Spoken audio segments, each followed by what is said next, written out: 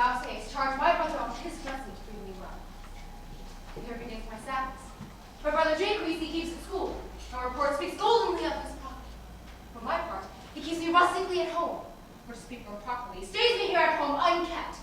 For call you that the keeping of a gentleman that differs not from the stalling of an ox. His horses are bred better. For besides that, they are fair with their feeding. They are taught their advantage, and to that end riders dearly hire. But I, his brother, gain nothing under him but growth.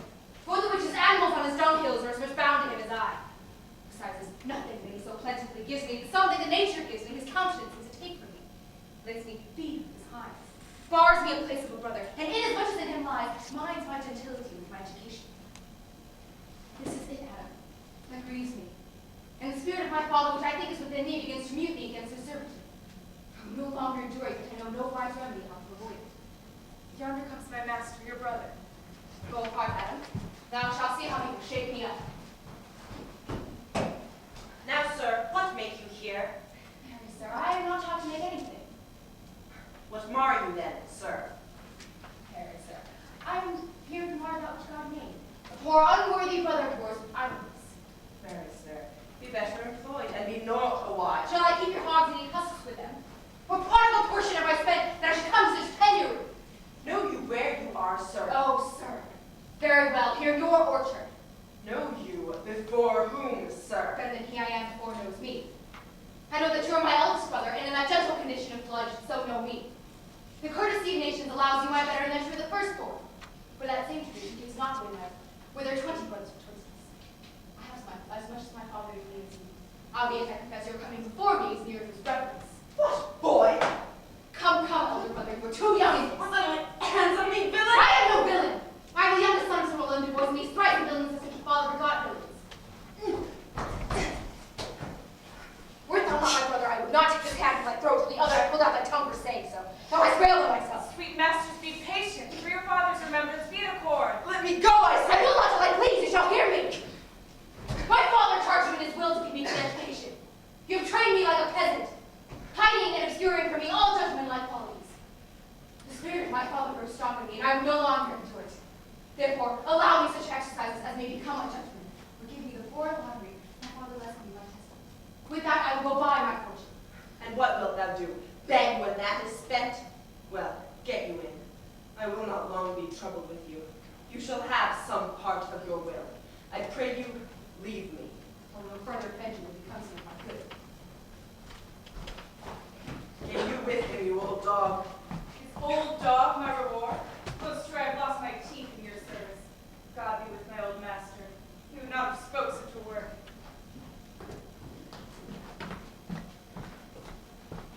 Is it even so? Begin you to grow upon me? Well, I will physic thy rankness, and yet give no 1,000 crowns neither. Hala, Denise! Call your worship. Was not Charles, the Duke's wrestler, here to speak with me? So please you, he's here at the door and he has access to you. Call him in.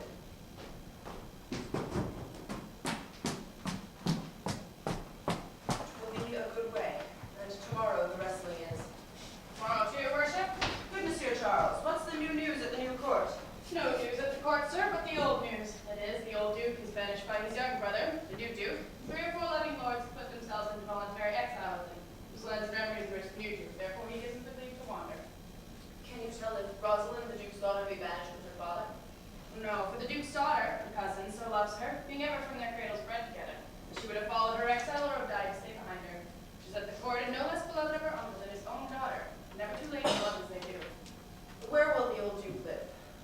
Say he's already in the forest of Arden, and of many merry men with him. There they live like the old Robin Hood of England. They say many young gentlemen flock to him every day and beat time carelessly as they did in the Golden World. What, you wrestle tomorrow before the new Duke? Married do I, sir, and I came to acquaint you with the matter. Given, sir, secretly to understand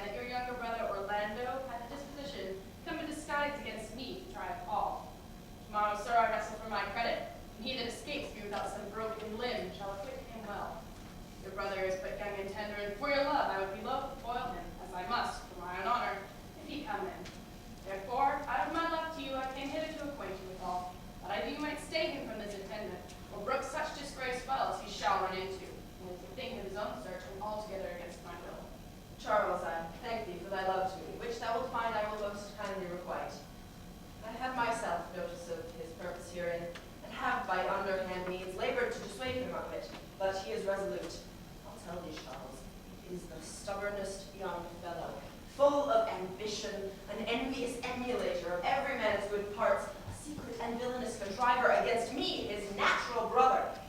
Therefore, use thy discretion. I had as lief thou didst break his neck as his finger. And thou wert best look to it, for, look you, if you do him any slight disgrace, or if he do not mightily grace himself on thee, he will practice against thee by poison, entrap thee by some treacherous means, and never leave thee till he hath tamed thy life by some indirect means or other. For, I assure thee, almost with tears I speak it, there is not one so young and so villainous this day living. I speak but brotherly of him, but should I anatomize him to thee as he is, I must blush and weep, and thou must look pale and wonder. I'm heartily glad I came hither to you. He come tomorrow, I'll give him his payment. If ever he go alone again, I'll never wrestle for prize more, and go, so God keep your worship. Farewell, good Charles.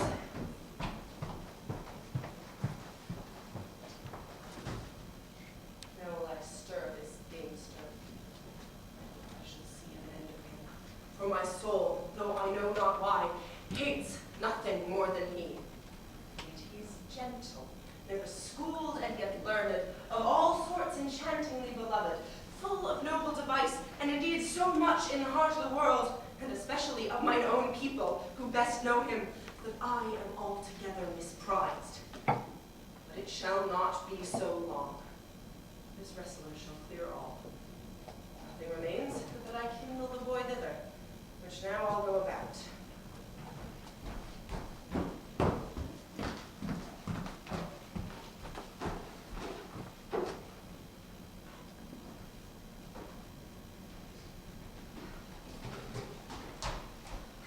Rosalind, sweet my cousin, be merry. Dear Celia, I show you more mirth than I am mistress of, and would you yet I will marry her. Unless you would teach me to forget a banished father, you must not learn me how to remember any extraordinary pleasure. Herein I see thou lovest me not the full weight that I love thee. If my uncle, thy banished father, had banished thy uncle, due my father, so thou would have been still with me. I would have taught thy love to thy father for mine, and so wast thou. The truth of thy love to me was so righteously tempered as mine is to thee. Well, then I will forget the condition of my estate to rejoice in yours. You know my father hath no child, for none is like to have. So truly when he dies, thou shalt be his heir. And what he hath taken away from thy father perforce, I will render thee again in affection. By mine honor I will. And when I have broken that oath, let me turn upstairs. Therefore, my dear Rose, my sweet Rose, be merry. From henceforth I will house and devise sports. Let me see. What think you of falling in love? Marry, I pity do, to make sport withal. But love no man in good earnest, nor no further in sport neither, than this day to procure blush. Thou mayst in honor come up again. Well, what shall be our sport then? Let us sit and mock the good housewife fortune from her wheel, that her gifts may henceforth be bestowed equally. I would we could do so, for her benefits are mighty in this place, and that bountiful blind woman doth most mistake in her gifts to women. 'Tis true. For those that she makes fair, she scarce makes honest, and those that she makes honest, she makes very ill favored. Nay, now that goes from fortune's office to nature's. Fortune brings in gifts of the world, not in the lineaments of nature. No. When nature hath made a fair creature, may she not by fortune fall into the fire? And though nature hath given us wit to flout at fortune, hath not fortune given us fool to cut off the argument? Indeed, there are fortunes that are for nature, and fortune makes nature's natural, but cut her off of nature's wit. Peradventure this be not fortune's work neither, but nature's, who perceiveth our natural which too dull to reason of such goddesses, and is therefore sent in this natural for our whetstone. For always the dullness of the fool is the whetstone of the wits.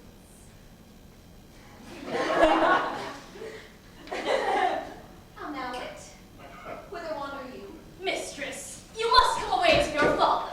Were you made the messenger? No, by mine honor, but I was bid to come for you. Where learned you that oath, fool? Of a certain knight that swore by his honor they were good pancakes, and swore by his honor that the mustard was not. Now, I'll stand to it. The pancakes were not, and the mustard was good, and yet was not the knight forsworn. How prove you that? The makes you under a knowledge. I marry now and muzzle your wisdom. Stand you both forth now, and stroke your chins, and swear by your beards that I am a knave. By our beards, if we had them, thou art. By my knavery, if I had it, then I were. But if you swear by that is not, you are not forsworn.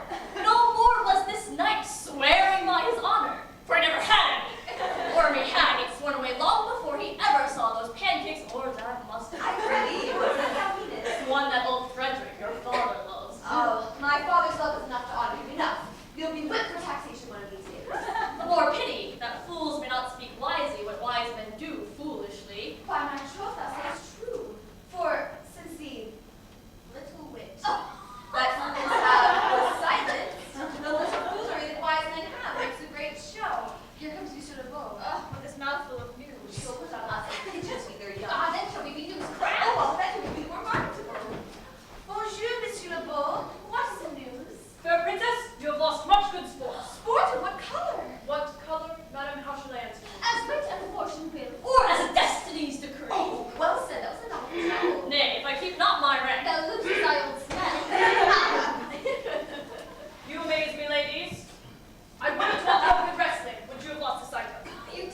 manner of this wrestling? I shall tell you the beginning, and if it please your ladyships, you may see the end. For the best is yet to do, and here where you are, they are coming to perform. Well, the beginning, that is dead and buried. There comes an old man with his 3 sons. Oh, I can match this beginning with an old tale. 3 proper young men of excellent growth and presence. Oh, with bills on their necks, be it known to all men by these presents. The eldest of the 3 wrestled with Charles, the Duke's wrestler, which Charles in a moment threw him and broke 3 of his ribs, that there is little hope of life in him. So he served the 2nd, and so the 3rd. Yonder they lie, the poor old man, their father, making such pitiful dole over them that all the beholders take his part from him.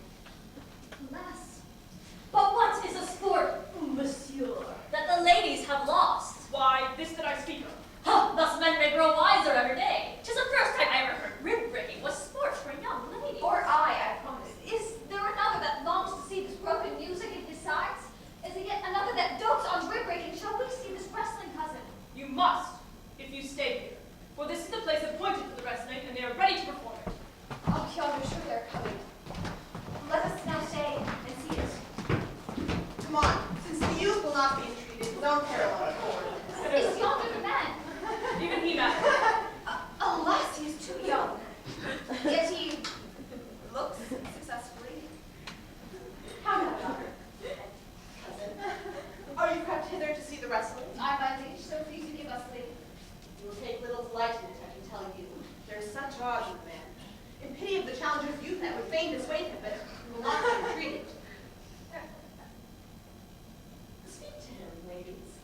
See if you can move him. Call him hither, Monsieur Lebeau. Do so. I will not be by. Monsieur the challenger, the princess has called for you.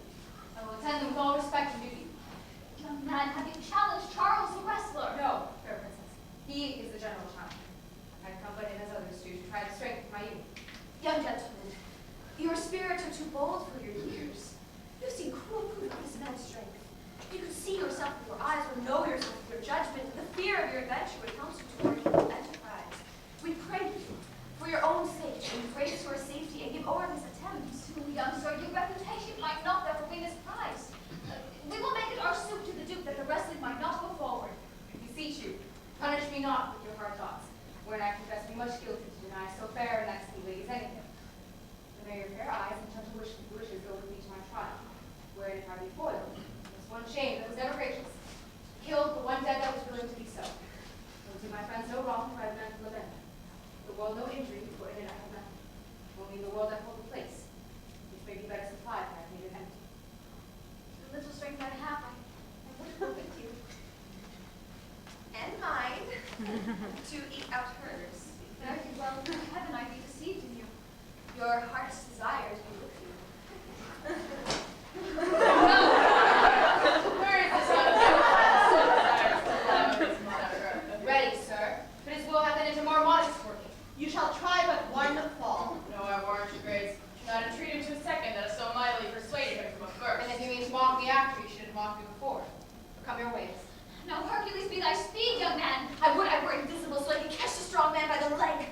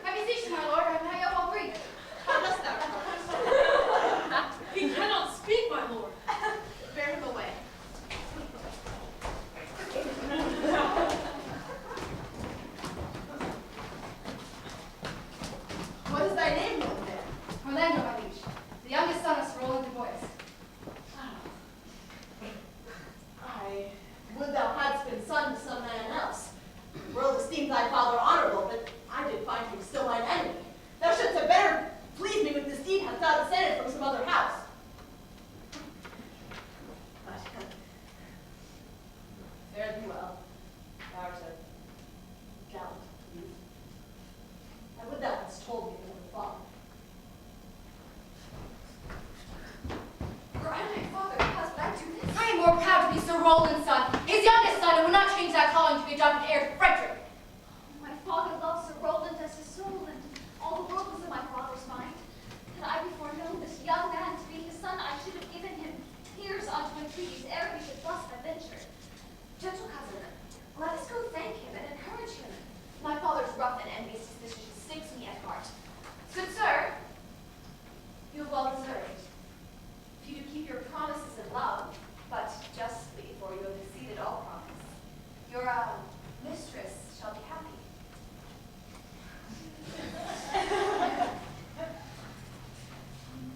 Gentlemen, wear this for me.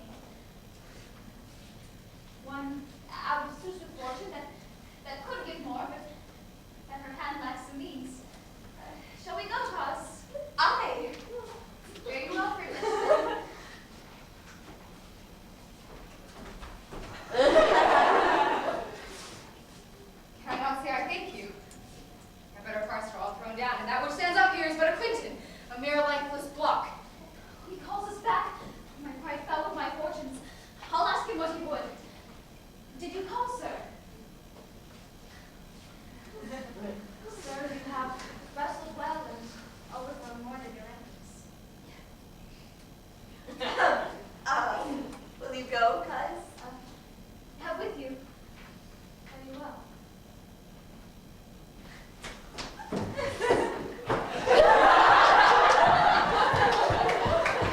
Passion hangs these weights upon my tongue. She urged conference, and I cannot speak to her.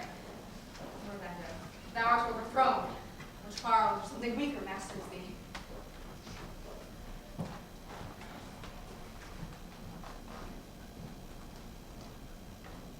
Good sir, I do in friendship counsel you to leave this place. Albeit you have deserved high commendation, true applause and love, yet such is now the Duke's condition that he misconstrues all that you have done. The Duke is humorous. What he is indeed more suits you to conceive than I to speak of. Thank you. And pray you, tell me this. Which of the two was daughter of the Duke that he was at the rest of? Neither his daughter can judge by manners, but yet indeed the lesser is his daughter. The other is daughter to the banished Duke, and here detained by her usurping uncle to keep his daughter company, whose loves are dearer than the natural bond of sisters. But I can tell you that of late this Duke hath taken displeasure against his gentle niece, grounded upon no other argument but that the people praise her for her virtues, and pity her for her good father's sake. And on my life his malice against the lady will seldom be grateful. Sir, fare you well. Hereafter, in a better world than this, I shall desire more love and knowledge. Rest much found to you. Fare you well. Thus must I, from the smoke into the smother, from a tyrant Duke into a tyrant brother. Heavenly Rosalind.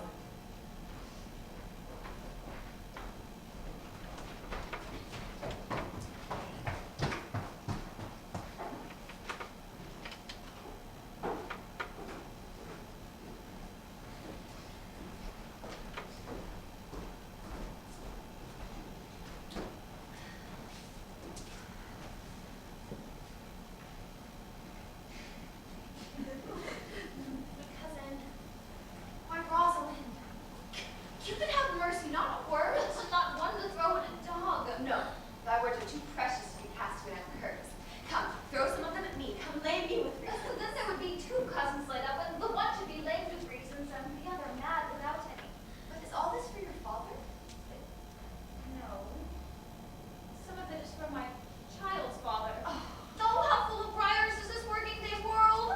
They are but furs, cousin, thrown upon thee in holiday foolery. If we walk not the trod paths, where can I could shake them off my coat. These burrs are in my heart. Hem them away. I could try if I could cry him. Have him. Oh, come, wrestle with thy affections. Unless I take the part of the better wrestler than myself. You will try to, despite the fall. But, turning all jest out of service, let us talk in good earnest. Is it possible, on such a son, that you should fall into so strong a liking with Sir Roland's youngest son? The Duke, my father, loved his father dearly. Doth therefore sue that you should love his son dearly? By this sort of trees I should hate him, for my father hated his father dearly, yet I hate not that. No, Faith, hate him not for my sake. Why should I not? Doth he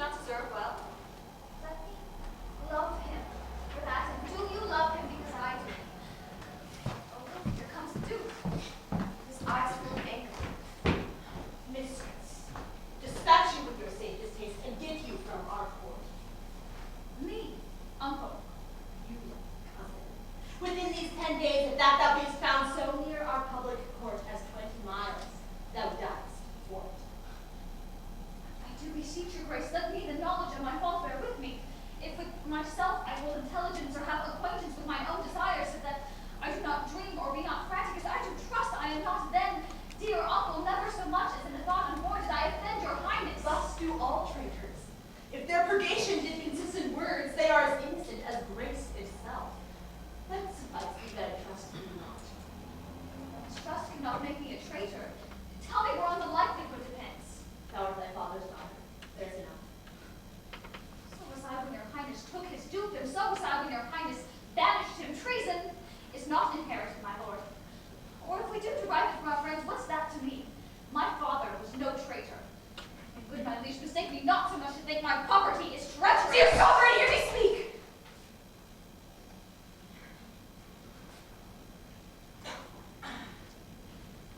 Celia, you did stay her for your sake, else had she with her father ranged along. I did not then entreat to have her stay. It was your own kindness and your own remorse. I was too young at that time to value her, but now that I know her, why, if she be a traitor, then so am I.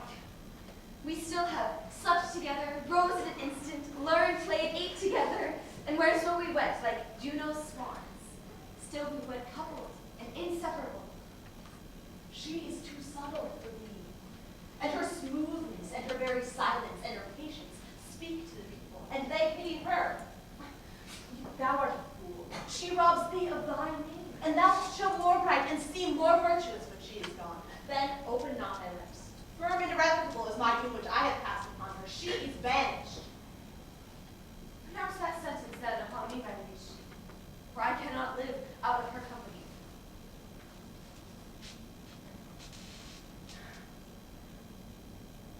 You are a fool. You, niece, provide yourself. If you outstay the time, upon mine honor, and in the very greatness of my word, you die. My poor Rosalind, whither wilt thou go? Wilt thou change fathers? I am looking mine. No, I prithee be thou not more grieved than I am. I have more cause. Thou hast not, cousin. Knowest thou not the Duke hath banished me, his daughter? That he hath not. No, hath not. Rosalind Laxilla, which teaches thee that thou and I am one. Shall we be sundered? Shall we part? Dear, sweet girl, no. No, let my father seek another heir. Therefore, devise with me how we may fly, whither to go and what to bear with us. And do not seek to take your charge upon me, to bear your griefs yourself and leave me out. For by this heaven, now at our sorrows pale, say what thou canst. I'll go along with you. Why, whither shall we go? To seek my uncle in the forest of Arden. Alack, what danger will it be to us maids as we are to travel forth so far? Beauty provoketh thieves sooner than gold. I'll put myself in a poor, mean attire, with a sort of umber smirch upon my face, the like to you, and so should we pass along and never stir a sentence. Were it not better that I were more than, well, common tall, that I did stoop me on the points like a man? Oh, a gallant curtalax upon my thigh, a boar spear in my hand. And in my heart, lie there where women's hidden fear their will. We'll have a swashing and a martial outside, as many other managed cowards have, though to what faces in their semblances. What shall I call thee when thou art a man? I'll have no worse a name than Jove's own page, and therefore look you call me Ganymede. But what will you be called? Something that hath reference to my state. No longer Celia, but Aliena. Oh, cousin, what if we say to steal the clavers full from your father's court? We do not be a comfort to our travels. Oh, he'll go along on the wide world with me. Leave me alone to woo him. Now, let's away. We get our jewels and our wealth together. Devise out the fittest time and safest way that we may hide ourselves in the pursuit that will be made after my flight. Now, go be content to liberty and not to banishment.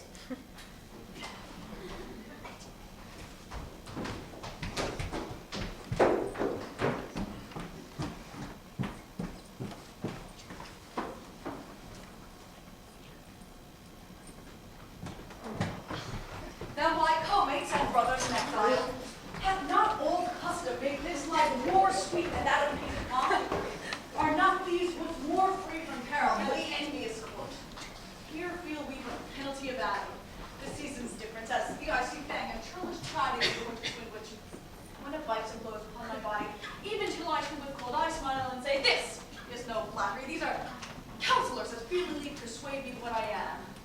Sweet are the uses of adversity which, like the toad, ugly and venomous, wears yet a precious jewel in its head. And this, our life exempt from public confines, tongues in trees, books in the running brooks, sermons in stones, and good in everything. I would not change it. Happy is your grace that can translate the stubbornness of fortune into so quiet and so sweet a smile. Come, shall we go and kill us venison? And yet, it irks me the poor daffodils, being native burghers of this desert city, should, in their own confines, portents have their round haunches. Indeed, my lord. The melancholy Jaques grieves in that, and in that kind swears you do more usurp than doth your brother that hath banished you. Today, my good Silvius and I did steal behind him as he lay along at Renault, whose antique roof keeps out upon the brook which draws along this wood, to which place a poor sequestered stag from the hunter's aim that hurt did come to languish. And indeed, my lord, the wretched animal gave forth such groans that their discharge did stretch his leathern coat almost to bursting, and the big round tears coursed one another down his innocent nose in piteous chase. And thus the hairy fool, much marked of the melancholy Jaques, stood on the extremest verge of swift augmenting it with tears. But what said Jaques? Did he not moralize the spectacle? Oh yes, into 1,000 similes. First, for his weeping into the needless stream. Poor dear, quoth he, thou makest a testament as worldlings do, giving thy sum of more to that which had too much. Then, being there alone, left in abandon of his velvet friends, 'tis right, quoth he, thus misery doth part the flux of company. Anon a careless herd, full of the pasture, jumps along by him and never stays to greet him. Aye, quoth Jaques, sweep on, you fat and greasy citizens. 'Tis just the fashion, wherefore do you look upon that poor and broken bankrupt there? Thus most invectively he pierceth through the body of the country, the city, the court, yea, this our life, swearing that we are mere usurpers, tyrants, and what's worse, to fright the animals and kill them up in their assigned and native dwelling place. And did you leave him in this contemplation? Oh yes, my lord, weeping and commenting upon his sobbing deer. Show me the place. I'd love to cope him in these solid pits, for that he's full of matter. Ready to restrain.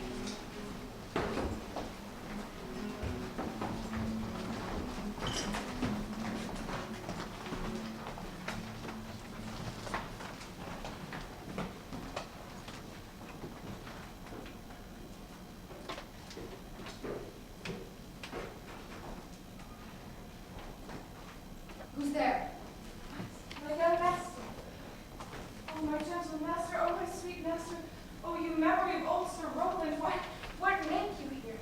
Why are you virtuous? Why do people love you? And wherefore are you gentle, strong, and valiant? Your praises come to serve you home before you. Why would you be so fond to overcome the bonny cries of the humorous youth? Know you not, master, that to some kind of men their praises serve them but as enemies? No more to yours. Your virtues, gentle master, are sanctified and holy traitors to you. What a world is this when what is comely and venomous that bears it? What's the matter? Unhappy youth, come not within these doors. Within this roof, the enemy of all your graces lives. Your brother. No, no brother, yet the son. Yet not the son. I will not call him son, of whom I was about to call his father. Hath heard your praises, and this night he needs to burn the lodging where you used to lie, and you with him. If you fail of that, he will have other means to cut you off. I overheard him at his practices. This is no place. This house is but a butchery. Abhor it, fear it, do not enter it. Whither, Adam, wilt thou have me go? No matter whither, so you come out here. What, wilt thou have me go and beg for food? With a base and boisterous sword and force a thievish living on the common road? This I must do. No, I know what to do. But this I will not do, do how I can. Or rather will subject me to the malice of my diverted blood and bloody brother. But do not so. I have 500 crowns. The thrifty hire I saved of your father, which I did store to to be my foster nurse when service should bid my old limbs lie lame and unregarded aging corners thrown. Take that. And he went up the raven's feet, yea, probably appears for the sparrows who comfort in my age. Here is the gold, and all this I give thee. Let me be your servant. Though I look old, yet I am strong and lusty. For in my youth I never did apply hot and rebellious liquors in my blood, nor did not with unbashful forehead woo the means of weakness and debility. Therefore my age is as a lusty winter, frosty but kind. Let me go with you. I'll do the service of a younger man in all your business and necessities. Go, man. How welcome he appears, the constant service of the antique world. For service, but for duty, not for me. No, not for the fashion of the times, but none will sweat before promotion. And having that, you choke your services out even with the habit. It's not so little. Poor old man. Thou prunest a rotten tree that cannot so much as a blossom yield in lieu of thy aid in husbandry. But come your ways. We'll go along together, and there we have thy youthful wages spent, will light upon some settled low content. Master, go on, and I will follow you to the last gasp of truth and loyalty. From 17 years till now almost 80, here lived I, now live here no more. In 17 years many their fortune seek, but at 80 is to live deep. Yet fortune cannot recompense me better than to die well, not my master's debtor.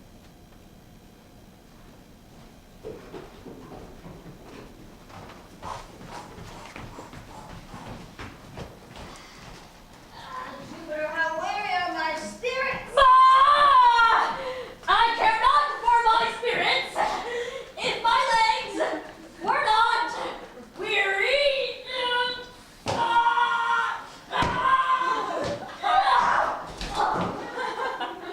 I could in my heart disgrace my man's apparel and cry like a woman, but I must comfort the weaker vessel. I pray you, bear with me. I cannot go no further. For my part, I had rather bear with you than bear you. No else if I did bear you, for I think you have no money in your purse. Well, of course, of Arden. Aye, now am I an Arden, the more fool I. When I was at home, I was in a better place. But travelers must be content. I be so good touchstone. A young man in old and solemn talk. That is the way to make her scorn you still. Corin, but thou knewst how I do love her. I hardly guess, for I love you now. No, Corin, you know thou canst not guess, though. In my youth, I was as true a lover as ever sighed upon a midnight pillow. But if thy love were ever like mine, sure I think to never man love so. How many actions, most ridiculous, hast thou been drawn to by thy fantasy? Into 1,000 that I have forgotten. And thou didst ne'er love so heartily. If thou canst remember the slightest folly that ever love did make thee run into, thou hast not loved. Or if thou hast not sat as thou do now, wearing thy cure with thy mistress' praise, thou hast not loved. Or if thou hast not broke from company abruptly as my passion makes me now, thou hast not loved. Oh, Phoebe! Phoebe! Phoebe! Shepherd, in searching for thy wound, I have by heart adventure now mine own.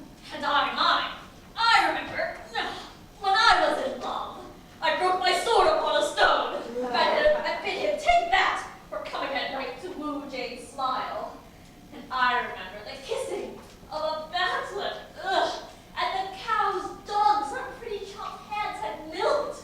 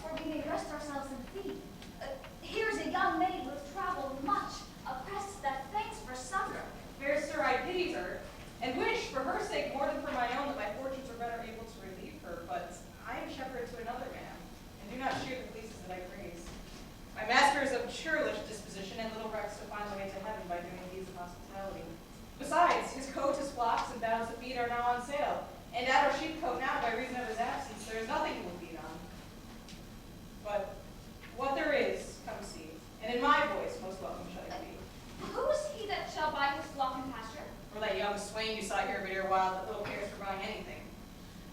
I prithee, if it stands in honesty, buy thou the cottage, pasture, and the flock, and thou shalt have to pay for it thus. And we shall lend thy wages. I like this place, and could willingly waste my time in it. Surely the thing is to be sold. Go with me. If you let the farmer porch, the soil, the profit, and this kind of life, I shall your very faithful feeder be, and buy it with your gold right suddenly.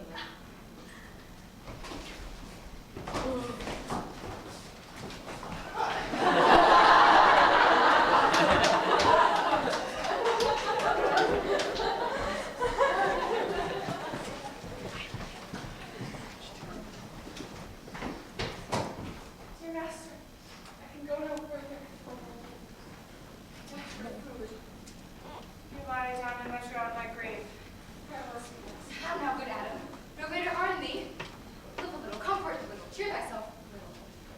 This uncouth force yield anything savage, I will either be food for it or greater than food to thee. I can see this near death in thy powers. For my sake, be comfortable.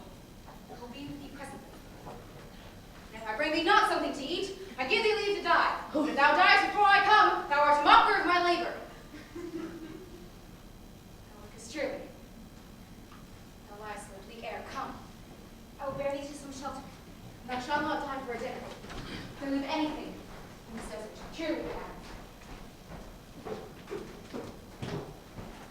I think he'd be transformed into a beast more. I can no revive him like a man. My lord, he's but even now gone hence. Here was he married, hearing the song. If he come after George Grover's gold, we shall have shortly discord in the spheres. Go, seek him, tell him I would speak with him. He saves my labor by his own approach. Why, how now, monsieur? What a likeness is that your poor friends must woo your company. What? Look merrily. A fool. A fool. I met a fool in the forest. A motley fool. A miserable world. As I do live by food, I met a fool who laid him down and basked him in the sun and railed on Lady Fortune in good terms. In good set terms, and yet a motley fool. Good moral fool, quoth I. No, sir, quoth he. Call me not fool till heaven hath sent me fortune. And then he drew a dial from his poke, and looking on it with lackluster eyes, says, very wisely, it is 10 o'clock. Thus we may see, quoth he, how the world wags. 'Tis but an hour ago since it was 9, and after 1 hour more 'twill be 11. And so from hour to hour we ripen, from hour to hour we rot and rot, and thereby hangs a tale. And when I did hear the motley fool thus moral all the time, my lungs began to crow like Chanticleer. That fool should be so deep contemplative, and it did lack songs into vision an hour by his dial. A noble fool, a worthy fool, motley's the only way. What fool is this? A worthy fool, one that hath been a courtier, and says if ladies be but young and fair, they have the gift to know it. And in his brain, which is as dry as the remainder biscuit after a voyage, he hath strange places crammed with observation, the which he bends in mangled poems. Oh, that I were a fool. I am ambitious for a motley coat. Thou shalt have one. It is my only suit, provided that you weed your better judgments of all opinion that grows rank in them, and I am wise. I must have liberty withal, as large a charger as the wind to blow on whom I please, for so fools have. They are that are most solid by my folly, they most must lack. And why, sir, must they so? For why is plain as we parish church? He that a fool doth very wisely fit, doth very foolishly. Although he's smart, not to seem senseless of the bob, if not, the wise man's folly is anatomized even by the squandering glances of the fool. Invest me in my motley, give me leave to speak my mind, and I will through and through cleanse the foul body, the infected world, if they will patiently receive my medicine. Fie on thee, I can tell what thou wouldst do. What? For a counter, when I do but good. Most mischievous thou sin in chiding sin, for thou thyself hast been a liberty, as sensual unto the brutish sting itself, and all the impulsive sores and headed evils that thou with license underfoot hast caught, wouldst thou discord into the general world. Why? Who cries out on pride that can therein tax any private party? Let them not flow as hugely as the sea to let the weary very means to ebb. What woman in the city do I know when I say that the city woman bears the cost of princes on unworthy shoulders? Who can come in and say that I mean her when such a one as she, such is her neighbor? Or what is he? A basest function that says his bravery is not of my cost, thinking that I mean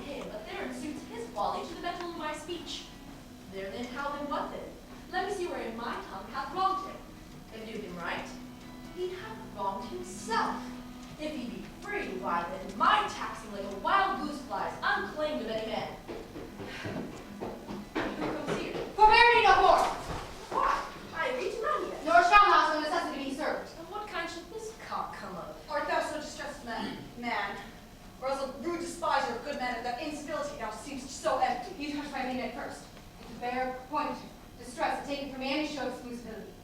To my inland bread, I know some nurture. But forbear, I say. He dies that touches any of this fruit till my affairs are answered. And you will not be answered with reason.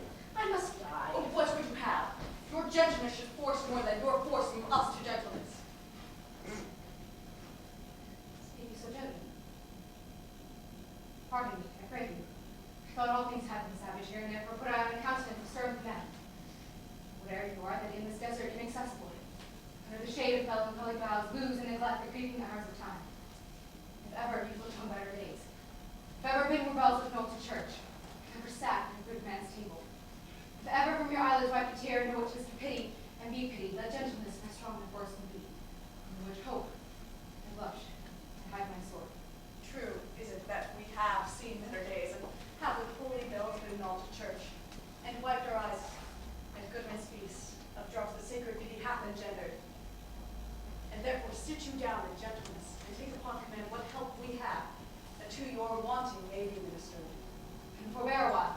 Was like a doe I go to fetch my fawn. There's a poor old man, with many a weary step lived out of pure love. So he is a piece of ice, pressed by two weak equals, aged and hungry. I will not touch a bit. Go, find him out, and we will nothing waste in return. Thank you, and be blessed for your good comfort. Thou seest that we are not all alone unhappy. This wide and universal theater presents more woeful pageants than the scene wherein we played. All the world's a stage, and all the men and women, merely players. They have their exits and their entrances, and one man in his time plays many parts, his acts being 7 ages. At first, the infant mewling and puking in the nurse's arms, and then the whining schoolboy with his satchel, shining morning face creeping like snail unwillingly to school. And then the lover, sighing like furnace, with a woeful ballad made to his mistress' eyebrow. And a soldier, full of strange oaths and bearded like the pard. Jealous in honor, sudden in quicking quarrel, seeking the bubble reputation, even in the cannon's mouth. And then the justice and fair round belly with good cape in mind, with eyes severe and beard of formal cut, full of wise saws and modern instances, and so he plays his part. The 6th age shifts into the lean and slippered pantaloon, with spectacles on nose and pouch on side. His youthful hose, well saved, were too wide for his shrunk shank, and his big manly voice turning again toward childish trouble. Pipes and whistles in his sound. Last scene of all that ends this strange eventful history, second childishness and mere oblivion. Sans teeth, sans eyes, sans taste, sans everything. Welcome. Set down your venerable burden and let him read.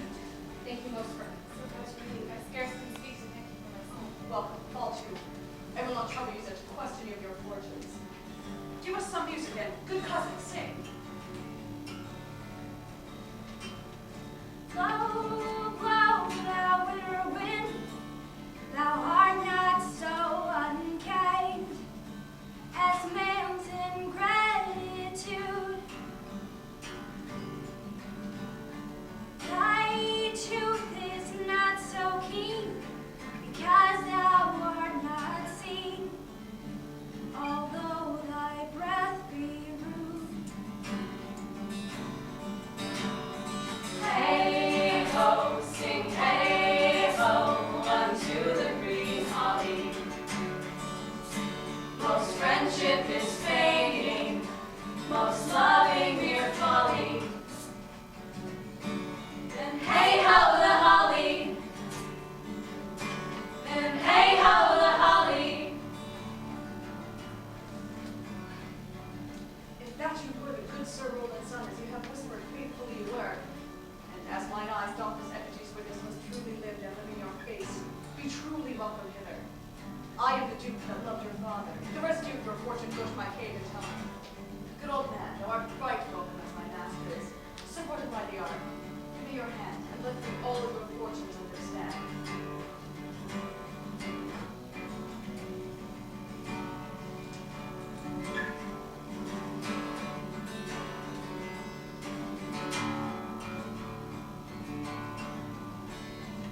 Freeze, freeze, thou bitter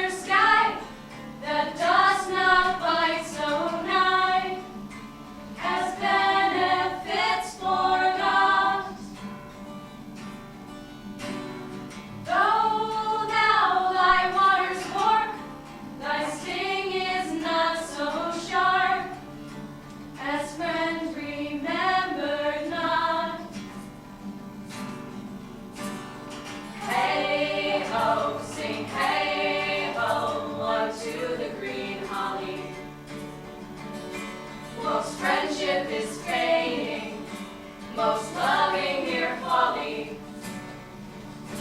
Then hey how the holly, then hey how the holly.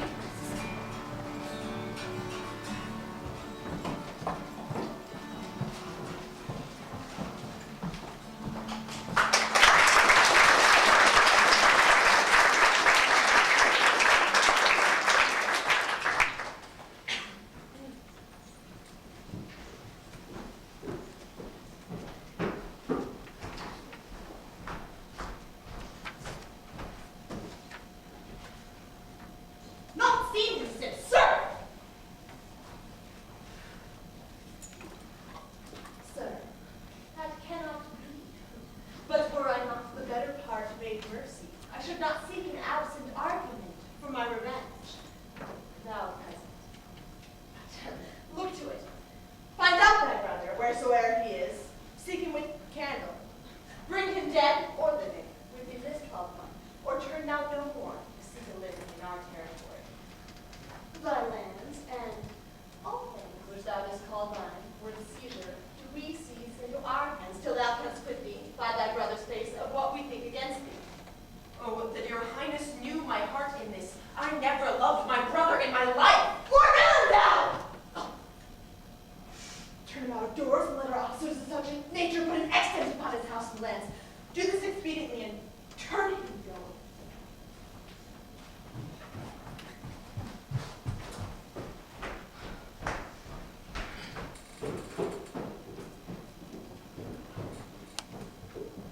Hang there, my verse, in witness of my love. And thou, thrice crowned queen of night, survey with thy chaste eye my pale sphere above, my huntress name that my whole life doth sway. O Rosalind, these trees shall be my books, and in their barks my thoughts have character, that every eye which in this forest looks shall see thy virtue witnessed everywhere. Run, run, Orlando, carve on every tree the fair, the chaste, the unexpressive sheep.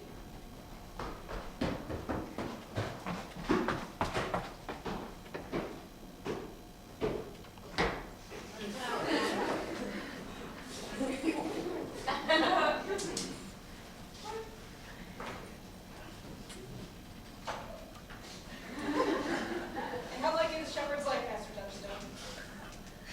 Truly, shepherd, in respect of itself, it is a good life. But in respect that it is a shepherd's life, it is not. Now, in respect that it is solitary, I like it well. But in respect that it is private, it is a very vile life. Now, in respect that it is in the fields, it pleaseth me well. But in respect that it is not in the court, it is tedious. As is it a spare life, look you, it suits my humor well. But as there is no more plenty in it, it goes much against my stomach. Hast any philosophy in thee, shepherd? None but that I know the more one sickens, the worse at ease he is. That he that wants money, means, and content is without three good friends. That the property of rain is to wet and fire to burn. That good pasture makes fat sheep. That a great cause of the night is the lack of the sun. That he that hath learned no wit by nature nor art may complain of good breeding, or comes of a very dull kindred. Such a one is a natural philosopher. Was never a court shepherd? No, truly. Then thou art damned. Nay, I hope. Truly, thou art damned like an ill-roasted egg, all on one side. For not being at court your reason. Why, if thou never wast at court, then thou never sawest good manners. If thou never sawest good manners, then thy manners must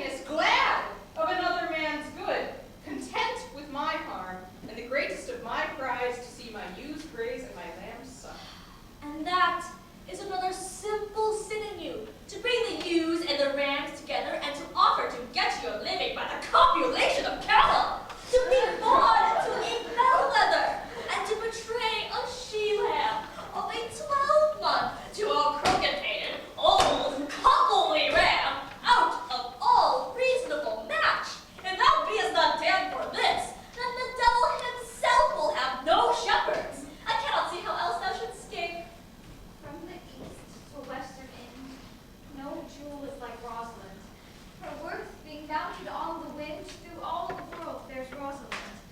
All the pictures, fairest lined, are but black to Rosalind find. Be kept in mind, but the fair Rosalind. I'll rhyme you so, 8 years together, dinner, suppers, and sleeping hours accepted. It is the right by a woman's rank to hearken. Out, fool! For a taste. If a heart do lack a hide, let him seek out Rosaline. If the cat will after kind, so be sure will Rosaline. Winter garments must be lined, so must slender Rosaline. They that reap must sheath and bind, then to cart with Rosaline. Sweetest nut hath sourest rind, such a nut is Rosaline. He that sweetest rose must find, loves brick and Rosaline. This is a very false gallop of verses. Why do you infect yourself with them? Peace, you doleful, I found them on a tree. Truly, the tree yields bad fruit.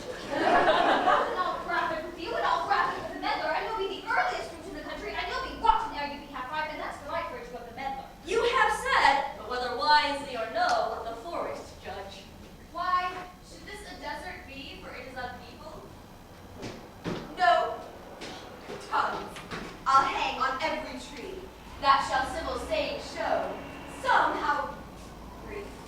The life of man runs his arid pilgrimage, or that the stretching of a span buckles in his sum of age. Some of violated vows, twixt the souls of friend and friend. But upon the fairest vow, or at every sentence end, will I, Rosalinda, write, teaching all that read to know, the quintessence of every sprite, heaven would in little show. Thus Rosalind of many parts, by heavenly synod was devised, of many faces, eyes, and hearts, to have the touches dearest prize. Thus, heaven would that she these gifts should have, and I to live and die her slave? Swear.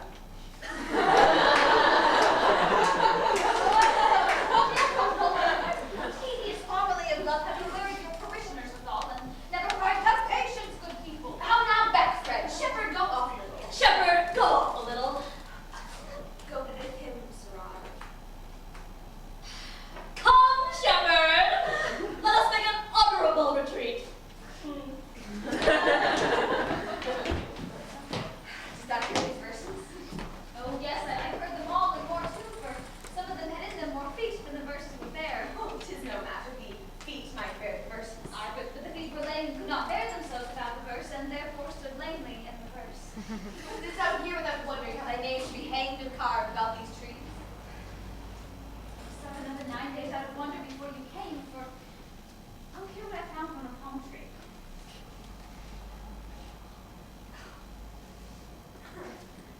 Sure you have done this? Is it a man? And a chain, as you once wore about his neck. Changing color. I prithee good. Oh, Lord, it is a hard matter for friends to meet, but the mountains may be removed with earthquakes and so encountered. Nay, but who is it? Is it possible? Nay, I prithee with those petitionary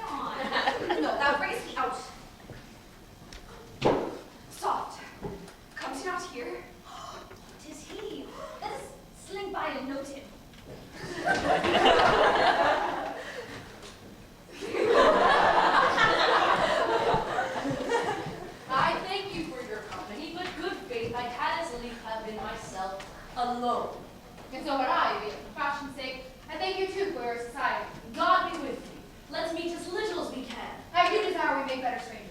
I pray you, mar no more trees with writing love songs in their barks. I pray you mar no more of my verses by reading them ill favorably. Rosalind is your love's name? Yes, just. I do not like her name. Pleasing you when she was christened. What stature is she of? Just as high as my heart. You're full of pretty answers. Have you not been acquainted with goldsmiths' wives and conlin of rings? Not so. I answer you right painted cloth, from whence you studied your questions. You have a nimble wit. I think 'twas made of Atalanta's heels. Will you sit down with me, and we two will rail against our mistress, the world, and all our misery? I will try no breather in the world but myself, against whom I know most faults. The worst fault you have is to be in love. 'Tis a fault I will not change for your best virtue. I'm weary of you. By my troth, I was seeking for a fool when I found you. He is drowned in the lake. Look but in and you shall see him. There I shall see my own figure. Which I take to be either a fool or a cynic. I'll tarry no longer with you. Farewell, good Signor Love. I am glad of your departure, Monsieur Wellesley. I will speak to him like a saucy lackey, and under this habit play the knave. Well, him. Forrester? Very well, what would you? I pray you, what is it o'clock? You should ask me what time of day. There are no clocks in the forest. Well, then there is no true lover in the forest, else sighing every minute or groping every hour would detect the lazy foot of time as well as the clock. And why not the swift foot of time? Could that happen as proper? Oh, by no means, sir. Time travels in diverse paces with diverse persons. I'll tell you who time ambles withal, who time trots withal, who time gallops withal, and who time stands still withal. Who doth he trot with? Mary. He trots hard with a young maid between the contract of her marriage and the day it is solemnized. If the interim be but a se'nnight, time spaces so hard that it seems a length of 7 years. Who ambles time withal? With a priest that lacks Latin, and a rich man that hath not the gout. For one sleeps easily because he cannot study, and the other lives merrily because he feels no pain. One lacking the burden of lean and wasteful learning, and the other knowing no burden of heavy, tedious penury. These time ambles withal. Who doth he gallop withal? With a thief to the gallows work. Though he goes softly as foot can fall, he keeps himself too soon there. Who stays it still withal? Mary, with lawyers in vacation, for they sleep between term and perceive not how time moves. Where dwell you, pretty youth? With the shepherdess, my sister! Skirts of the forest, like fringe upon a petticoat. Are you a native of this place? Your accent is something finer than can be purchased in Sorghum to dwell. Well, yes, I have been told so of many, but indeed, there was an old religious uncle of mine who taught me to speak. Who was in his youth an inland man, and there he knew courtship too well, for there he fell in love. I have heard him read many lecture against this, and I think God I am not the woman to be touched with so many giddy offences as he has generally taxed their whole sex withal. Can you remember any of the principal evils that he laid to the charge of women? There were none principal. They were all like one another as half-pins are. Everyone calls eating monstrous till his fellow fault came to match it. I prithee recount some of them. No. I would not cast away my physic with on those that are sick. There is a young man that haunts his forest, that abuses our young plants with carving Rosalind on their garden, sings odes on hawthorns, elegies on brambles, all forsooth deifying the name of Rosalind. I can meet that fancy monger. I would give him some good counsel, for he seems to have the very quotidian of love upon him. I am he that is so love-shaped. There are none of my uncle's marks upon you. He taught me how to know a man in love, in which case of brushes I am sure you are no prisoner. What were his marks? A lean cheek, which you have not. A blue and sunken eye, which you have not. An questionable spirit, which you have not. A beard neglected, which you have not. But I'll pardon you for that, for simply having a beard is a younger brother's revenue. Then your hope should be unguarded, your bonnet unbanded, your single button, your shoe untied, and everything about you demonstrating a careless desolation. But you are no such man. I see you rather point to question your accoutrements, unloving yourself than seeming the lover of any other. What I could make you believe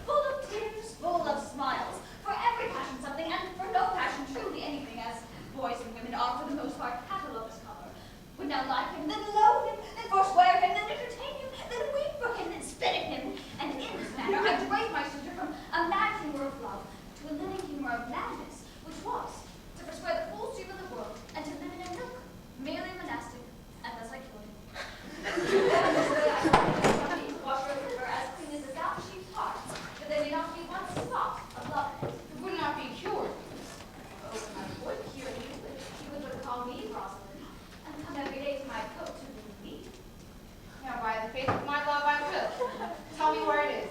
Go with me to it and I'll show it to you. And by the way, you shall tell me where in the forest you live.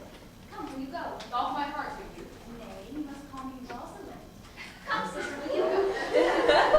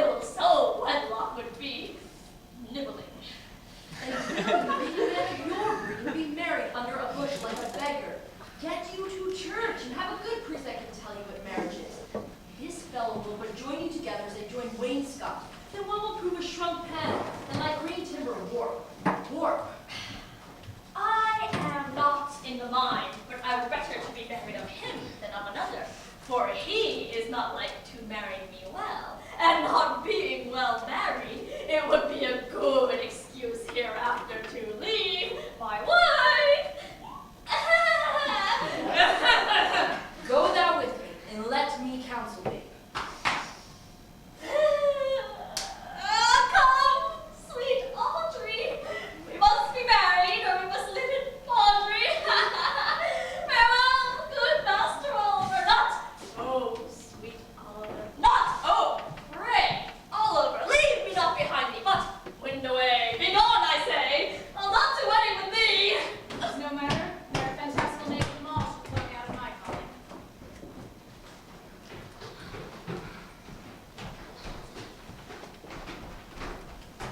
Oh, never talk to me, I will weep.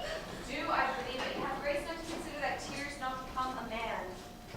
But have I not cause to weep? As good cause as one desire, therefore weep. Very hairs of the dissembling color. Something brown when Judas is married. His kisses are Judas's own children. When faith his hair is of a good color. An excellent color. Your chestnut was ever the only color. And his kissing is as full of sanctity as the touch of holy bread. He had flocked to Paris. So Diana, a man of winter sisterhood, because not more religious. The very ice of chastity is in them. Oh, but why did he swear he would come this morning and comes not? Nay, certainly there is no truth in him. Do you think so? Yes. I think he's not a pick purse nor a horse stealer, but for his verity in love, I think he is as concave as a covered goblet or a worm-eaten nut. He's not true in love. Yes, when he's in, but I think he's not in. But you have heard him swear down right he was. Was is not is. Besides, the oath of a lover is no stronger than the word of a tapster. They're both the confirmer of false reckonings. Besides, he attended to the force of the Duke your father. I met the Duke yesterday and had much question with him. He asked me of what parentage I was. I told him I was as good as he. And so he laughed and let me go. Oh, but come, what taught me of fathers when there is such a man as Orlando? That's a brave man. He writes brave verses, speaks brave words, swears brave oaths, and breaks them bravely. Quite traverse before the heart of the lover.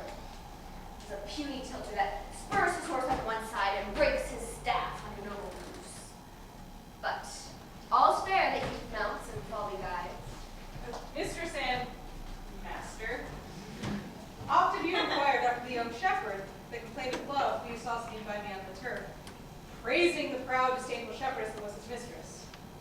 Well, what of him? If you will see a pageant truly played, betwixt the pale complexion of true love and the red glow of scorn and proud disdain, go hence a little, and I shall conduct you if you will mark it. Come, let us remove. The sight of lovers feedeth those in love. Bring us to the side, and you shall say, I'll prove a busy actor in their play.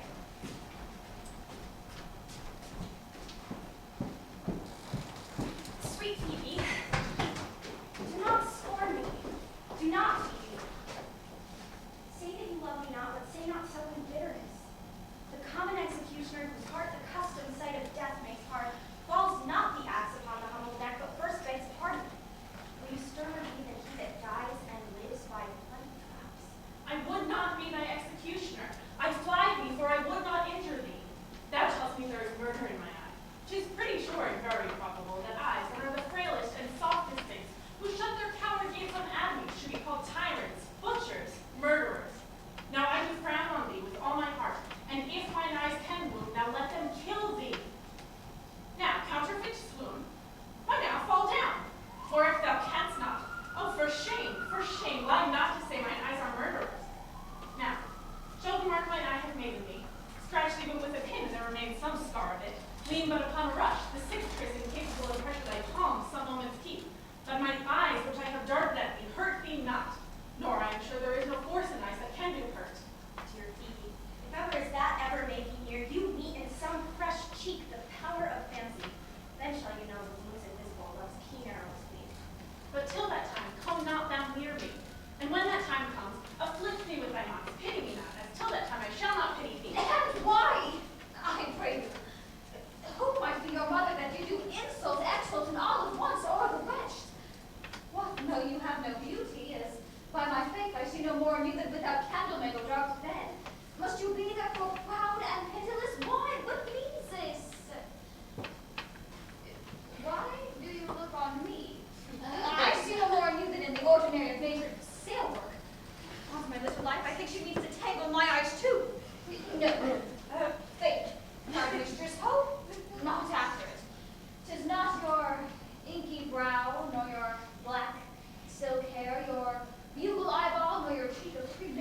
my spirits to your worship. You foolish shepherd, wherefore do you follow her like foggy south, puffing with wind and rain? You are 1,000 times a better man than she, a woman. To such fools as she makes her all ill-favored children. 'Tis not her glass, but you that flatters her, and out of you she sees herself more proper than any of her lineaments can show her. But, mistress, know yourself. Down on your knees and thank heaven, fasting for a good man's love. For I must tell you friendly in your ear. Sell when you can. You are not for all markets. I demand mercy, let him take his offer. Foul as most foul, being foul to be a scoffer. And so take her to be shepherd? Very well. Sweet youth, I pray you chide a year together. I'd rather hear you chide than this man woo. He's fallen in love with your foulness, and she'll fall in love with my anger. If it be so, as fast as she enters you with frowning looks, I'll suffer her with bitter words. Why look you so upon me? For no ill will I bear you. I pray you, do not fall in love with me, for I am falser than thou's made in wine. And besides, I like him not. All that's for your heart. Will you go, sister? Shepherd, ply her hand. Come, sister. Shepherdess, look on him better. As all the world could see, none could be so abused in sight as he. Come to our flock.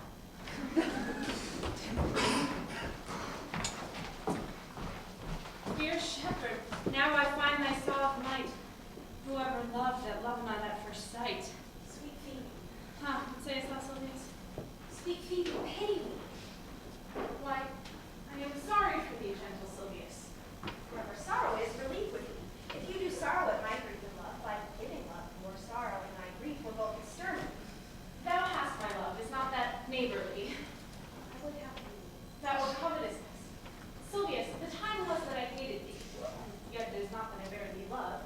But since that thou can talk of love so well, thy company, which erst was irksome to me, I will endure, and I'll employ thee too. But do not look for further recompense in thine own gladness that thou art employed. So holy and so perfect is my love, and I in such a poverty of grace that I shall think it a most plenteous crop, to glean the broken years after the man the main harvest reaps. Loose now and then a scattered smile, and that'll live alone. Knowest thou the youth that spoke to me erewhile? Not very well, but I have met him often. He had bought a cottage in the bounds that the old Carlo was master of. Think not I love him, though I ask for him. 'Tis but a peevish boy, and he talks well. But what care I for words? Yet words do well when he that speaks them pleases those that hear. The best thing in him is his complexion. Faster than his tongue did make offense, his eye did heal it up. There is a pretty redness in his lip, a little riper and more lusty red than that mixed in his cheek. It is just the difference between the constant red and mingled damask. He's not very tall. For his years he's tall. His leg is but so-so, and yet 'tis well. There be some women, Sylvius, had they marked him in parcels as I did, would have gone near to fall in love with him. But for my part, I love him not, nor hate him not. And I had more cause to hate him than to love him, for what had he to do to chide at me? He said mine eyes were black, and my hair black, and now I remembered scorned at me. I marvel that I answered not again. But that is all one. Omittance is no quittance. Write him a very taunting letter. And thou shalt bear it. Wilt thou, Sylvius? Speedy with all my heart. I'll write it straight. The matter's in my head and in my heart. Be bitter with him and passing short. Go, wilt thou go, Sylvius?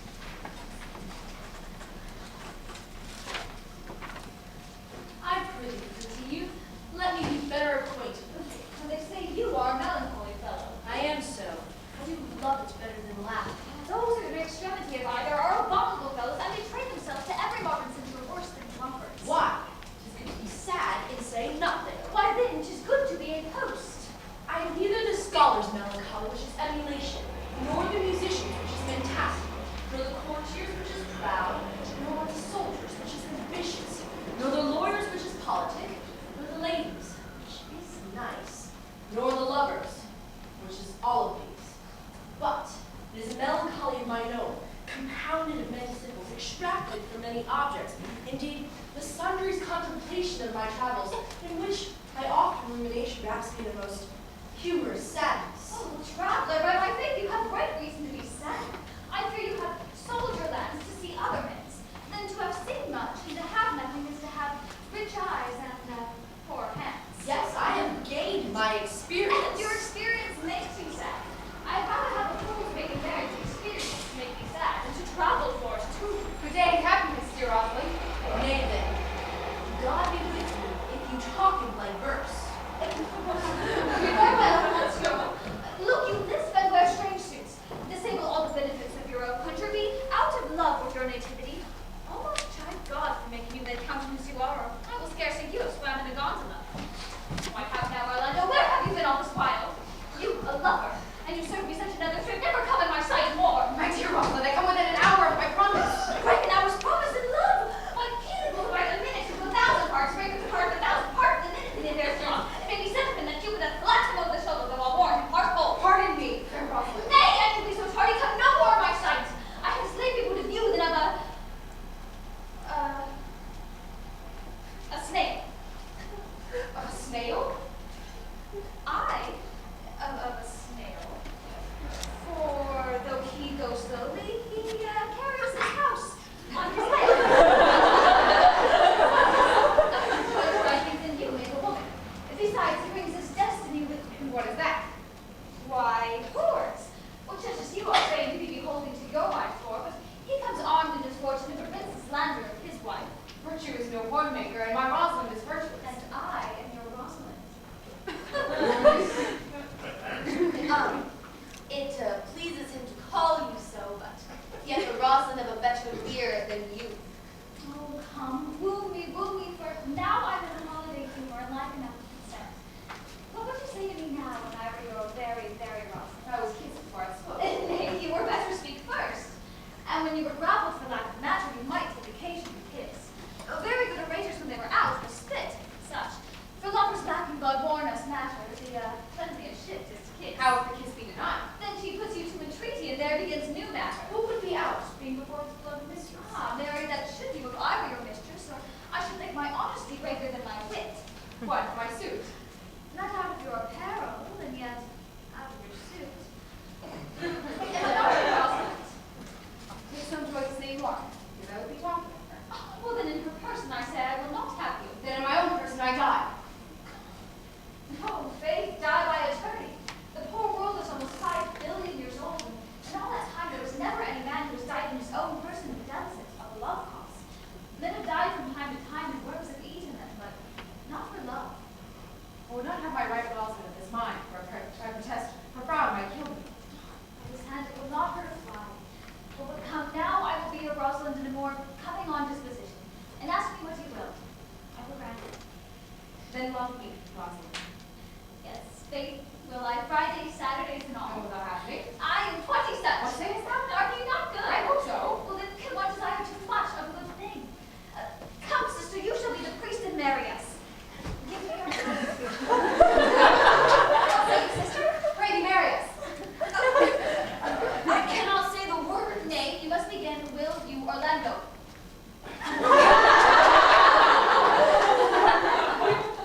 Go to.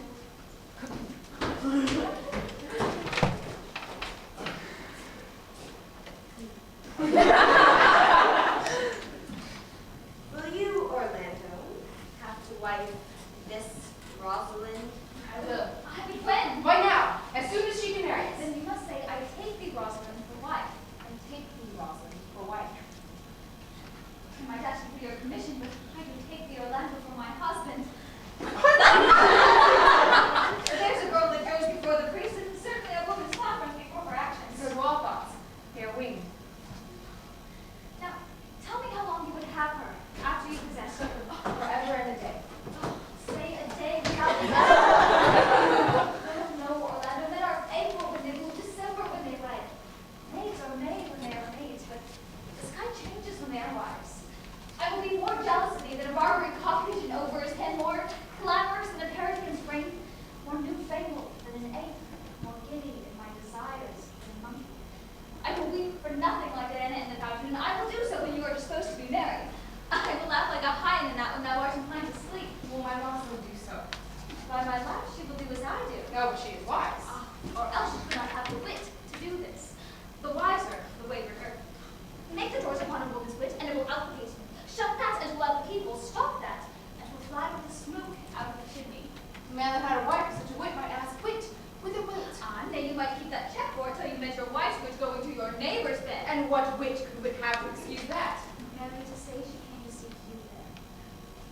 never take her without her answer unless you take her without her tongue. A good woman that cannot make her falter her husband's occasions, let her never nurse her child herself, or she will breed it like a fool. Rosalind, for these 2 hours I will leave you. Alas, dear love, I cannot lack thee 2 I hours. must attend the Duke at dinner. By 2 o'clock I will be with thee again. Ay, go your ways, go your ways. I knew he would prove. My friends told me as much, and I thought no less. A flattering tongue yours hath won me, but 'tis one cast away, and so will death. Not haste, speak promptly. Now, by my troth, and in good earnest, and so God mend me, and by all the pretty oaths that are not dangerous, if you break one jot of your promise, or come 1 minute behind your hour, I will think you the most pathetical break promise, and the most hollow lover, and the most unworthy of her that you call Rosalind, that may be chosen out of the gross band of the unfaithful. Therefore beware my censure, and keep your promise. No less provision than if thou wert indeed my Rosalind. So would you. Time is the old justice that examines all such offenders, and let time try. Adieu.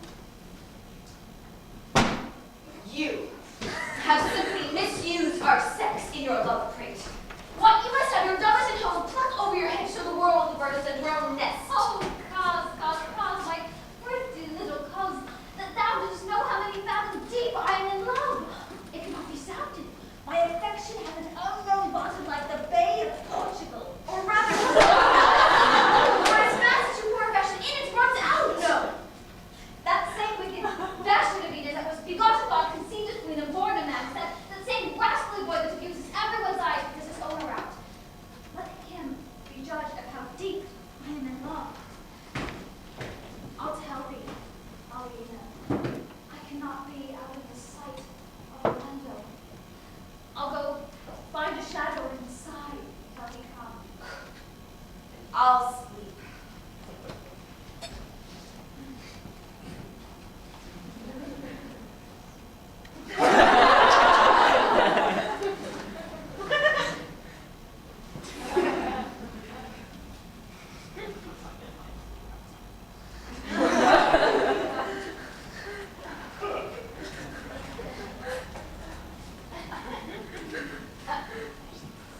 Now is it not past 2 o'clock? Here, much Orlando. Oh, I warrant thee, with pure love and a troubled brain, he hath ta'en up his bows and arrows and is gone forth to sleep. Soft winds here. My errand is to you, fair youth. My gentle Phoebe bid me give you this.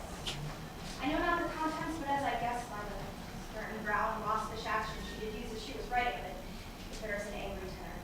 Pardon me, I am but as a guiltless messenger. Why, Patience herself would startle at this letter and play the swagger. Bear this, bear all. She says I am not fair, that I do lack manners. She calls me proud, and that she could not love me for a man as rare as Phoenix. Odds my love, her love is not the hair that I do hunt. Why writes she so to me? Oh, well, shepherd, well, this is a letter of your own device. No, I do protest, I know not the contents. Phoebe did write Oh, it. come, you will turn into the extremity of love. I saw her hand, 'twas a leathern hand, a pretty stone colored hand. I verily did think that her oldest blood were on, oh, 'twas her hands. But that's no matter. I say she never did business of her. It is a man's invention and his hand. Sure, it is hers. 'Tis a cruel and a boisterous style, a style for challengers. When she defies me like Turk or Christian, a woman's gentle brain did not draw forth such a giant Ethiop words blacker in their effects than in their countenance. Will you hear this letter? So please you, I never heard it yet heard too much of Phoebe's cruelty. She feeds me. Mark on the tyrant rights. Art thou gone to shepherd turns, that a maiden's heart hath burned? Can a woman live thus? Call you this railing? Why thy Godhead laid apart, warrest thou with a woman's heart? Did you ever hear such wailing? Whilst the eye of man could move me, that could do no violence to me, a beast. If the scorn in your right eye had power to raise such love as mine, alack, and meet with strange effects, would they work in mild aspect. Whilst you chid me, I did love. How then might your prayers move? He that brings us love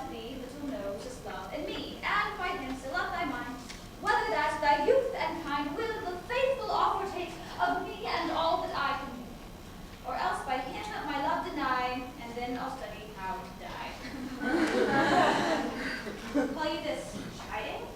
Oh, alas, poor shepherd. Do you pity him? No. He deserves no pity.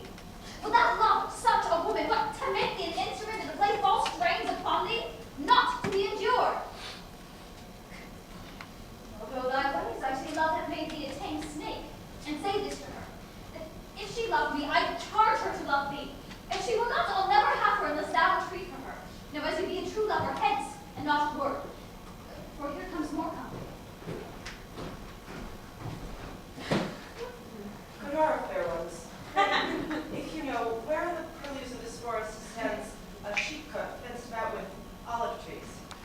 West of this place. Down in the neighbor bottom, the rank of osiers down by the murmuring stream, left on your right hand. But at this hour, the house of itself, there's none within. If that an eye may profit by a tongue, then should I know you by description, such garments and such years. The boy is fair, of female favor, and bestows himself to a bright sister. The woman tall and browner than her brother. Are not you the owner of the house I did inquire for? Oh, it is no boast, being asked to say that we are. Orlando would commend him to you both, and to that youth he calls his Rosalind, he sends this bloody napkin. Are you he? What must we understand by this? Some of my shame, if you will know of me what man I am, and how and why and where this handkerchief was stained. I pray you tell it. When last the young Orlando parted from you, he left a promise to return again within an hour, and pacing through the forest, chewing the food of sweet and bitter fancy, lo, what befell? He cast his eye aside, and marked what object presented itself.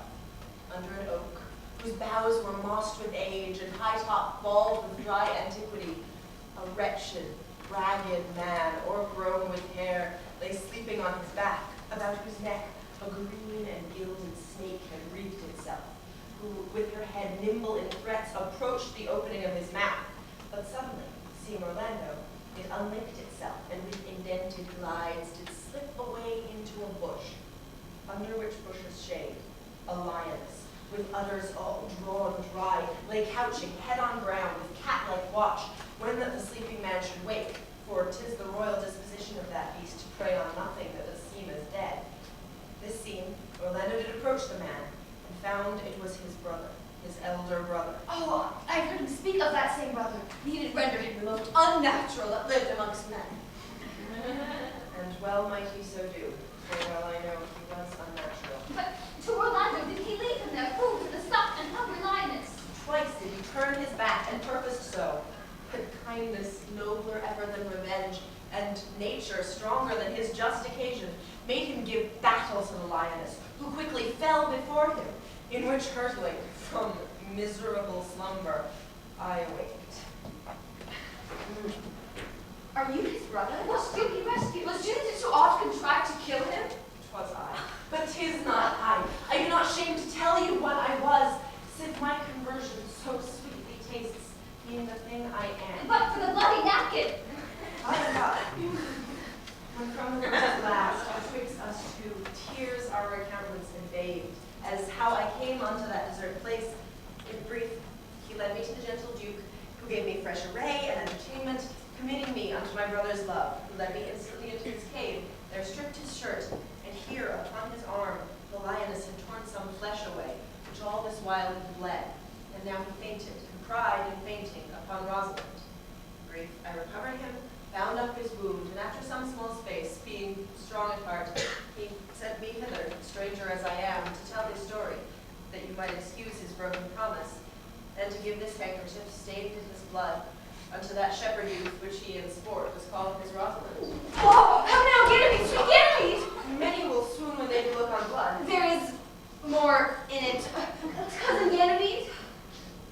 Look, he recovers. I would I were at home. Will hie you hither. Good sir, take him by the arm. Be of good cheer, youth. You a man? You lack a man's heart. So I do, sir, I confess it. Ah, sir, a body would think that this was well counterfeited. I pray you tell your brother how well I counterfeited. This was no counterfeit. greater testimony in your complexion that this was a passion of hers. Counterfeit, I assure you. Well then, take a good heart and counterfeit to be a man. So I do. In faith, I should have been a woman by right. Come, no paler, paler. We'll hide homewards. Concern. Go with us? I must bear answer back how you excuse my brother, Rosalind. I shall devise something, but I pray you commit my counterfeiting to him. Shall we go?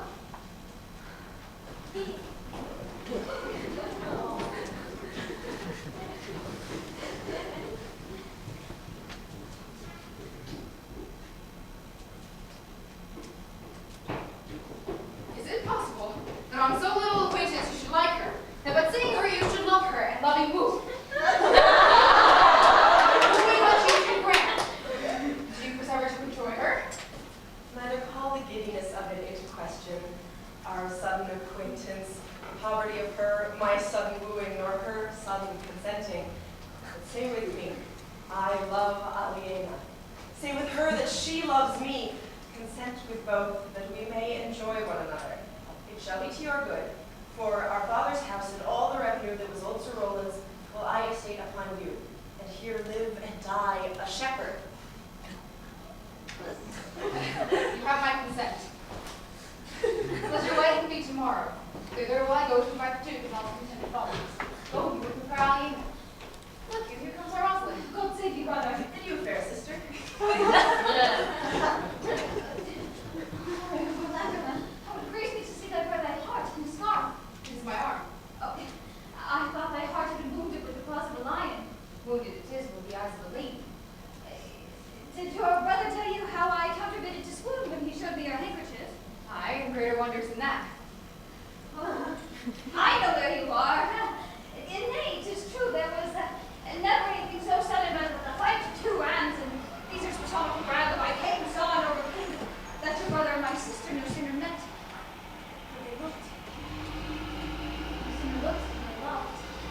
No sooner loved than they sighed, no sooner sighed than they asked one another the reason, no sooner knew the reason than they sought the remedy, and in these degrees they have made a pair of stairs to marriage, which they will climb incontinent, or else be incontinent before marriage. They're in the very wrath of love. Class could not part them. I will invite the Duke to the nuptials. Know how bitter a thing it is when it happens through another man's eyes. How much more shall I tomorrow be the height of paradise? I wish I could make my brother happy, anything he wishes for. Why then tomorrow I cannot serve your turn for Rosalind. He can no longer live by thinking. I will weary you no longer than with idle talking. Know of me then, for now I speak to some purpose. That I do know you are a gentleman of good conceit. I speak not this so much together over the opinion of your knowledge, and too much I say I know you are. Neither do I labor for some greater see that may in some little measure draw a belief from you to do yourself good, but not to grace me. If that I do not hope that.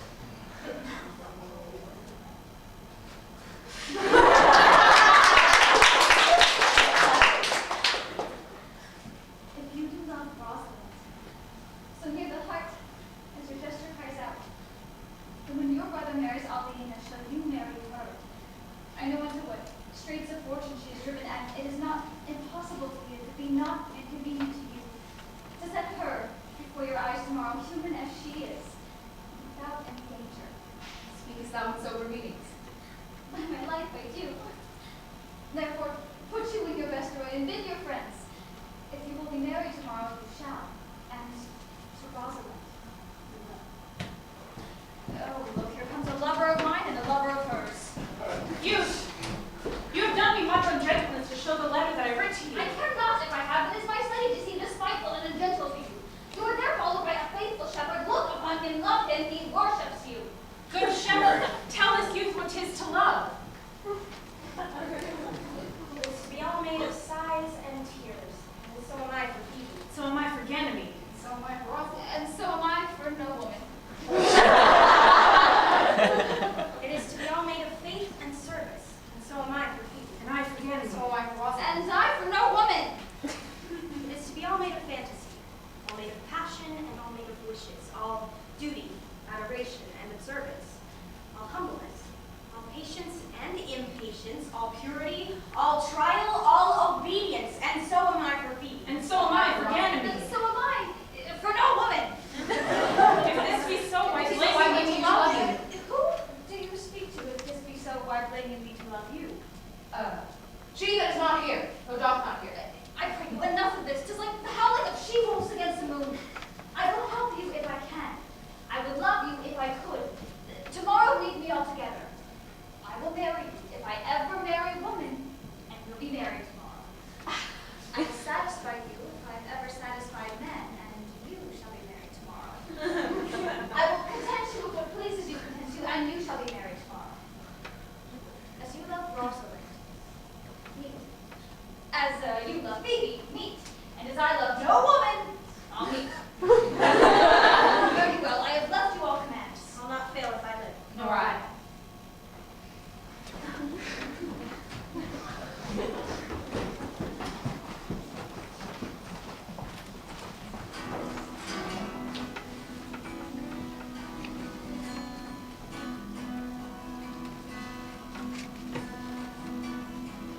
It was a lover and his last, with a hey and a ho and a hey nonny no. That o'er the green cornfields did pass in springtime, the only pretty ring-time, when birds do sing, hey ding a ding ding, sweet lovers love.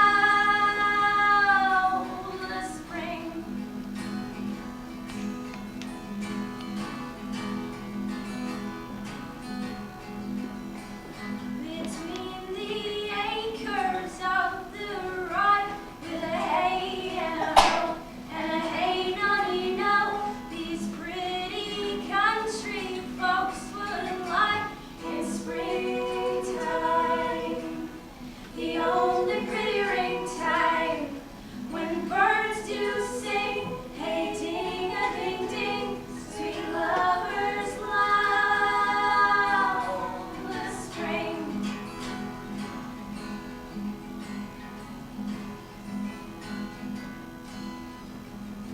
The carol they began that hour with a hey and a ho and a hey nonny no, how that a life was but a flower in springtime, the only pretty ring-time, when birds do sing, hey ding a ding ding, sweet lovers love the spring.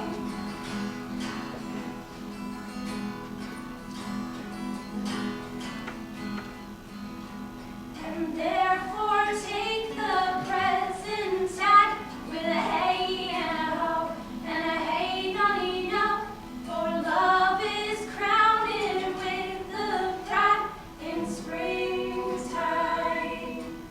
the only pretty ring-time, when birds do sing, hey ding a ding ding, sweet lovers love the spring.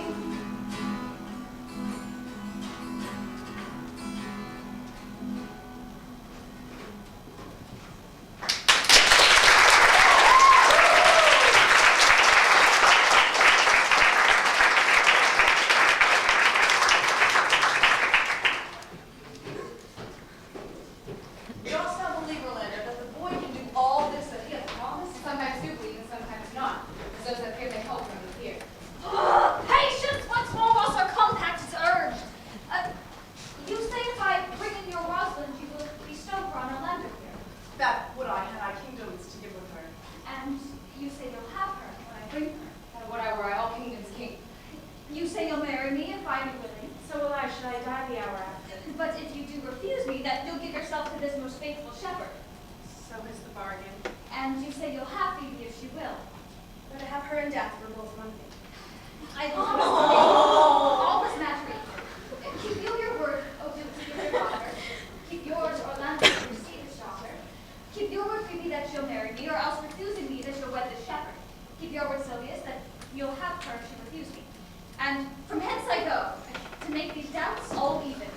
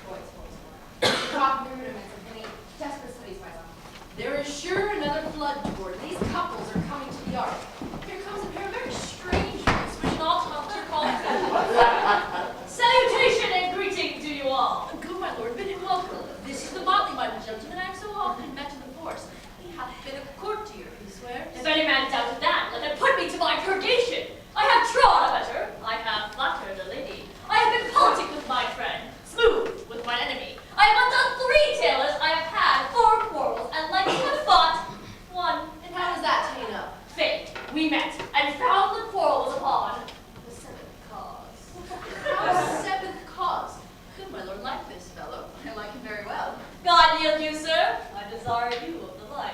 I press in here, sir, amongst the rest of the country copulatives, to swear and to forswear, as marriage binds and blood breaks,